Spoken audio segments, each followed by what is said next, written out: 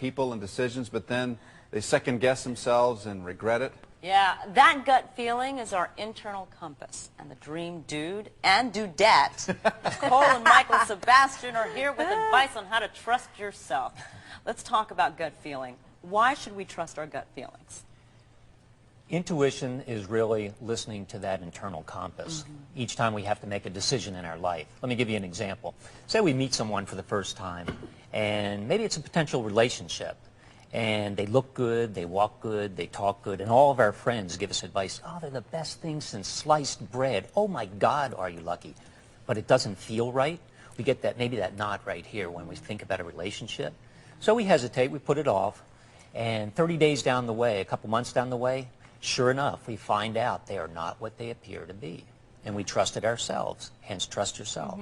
And what happens when you don't trust yourself? You get a DUI, you lose money in the stock market, you lose the poker hand, you pick the wrong role or project, and the movie tanks. These are some of the repercussions of not trusting yourself.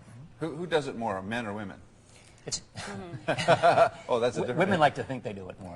But I don't think it's really a gender thing. I think we all have that intuitive feel. Absolutely. And as we start to work with it and learn to work with it, like playing basketball or baseball, we get good with it. Some Are people we rely on it. prone to get more information and then act on our intuition, or are women more emotional about it? What's the I difference think that's there? very accurate, actually. Men are a little more mental in that aspect, and they do gather more information, sometimes, you know, and then make a decision. Whereas the female tends to tap in and acts in that manner. But ultimately, you should use your intuitive faculties and the mental. One is not superior. However, they work so well together. How do you draw the line between intuition and paranoia? And I know you're becoming too paranoid, you know? I mean, yeah. After a while, you're becoming too skeptical, and you think, oh my gut feeling's telling me this, but it's wrong, really? Right. How do you do that? And a lot of people make a decision, and they go, oh my God, it felt like intuition, but it was the wrong decision. And when we're thinking about something, when we're pondering something, it's the very first thing that comes in.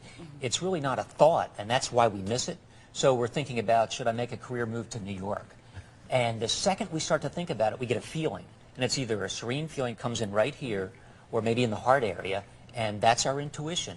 And a lot of times right behind it then comes the mind. There's a mental thing that goes on, like, oh my God, this could be a problem. What about the logistics of this? That's all the mental part. Let's take it to the next level, and that would be if you dream about something and you base your decision on a dream or a vision of something that you, while you were sleeping, you think, oh, I should have done this, I should have done that, or I should not have taken that trip, or whatever.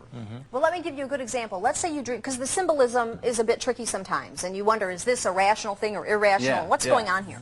Okay, let's say you dream of being incarcerated, getting pulled over and going to jail, being taken to jail. Right. Okay, now... In your underwear. You got it. Feeling exposed, right? Exposed, yeah, We did this last time. Oh, you're kinky. Right, there you go.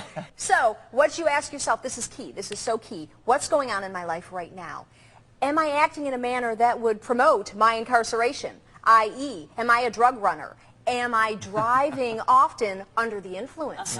Then you dream of being locked up?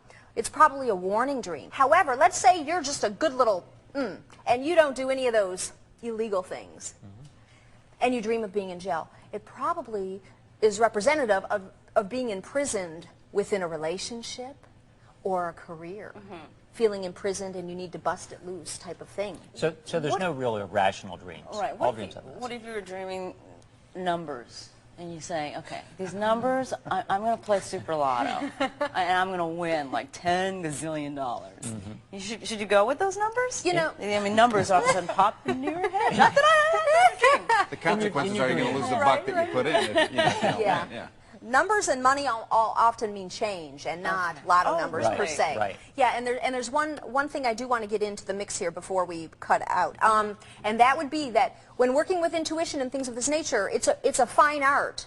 And in our book, Trust Yourself, and in our workshops and in our private consultations, we teach specific techniques to become proficient and to feel confident in working with those faculties, if you will.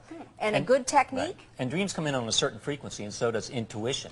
And once we tune into that frequency, like tuning into KTLA, we tap into what we need to know to go forward in our life. And there's a technique that we teach in the workshops, and it's called the hue. You want to give them a demo? I'll give you a quick demo of the hue.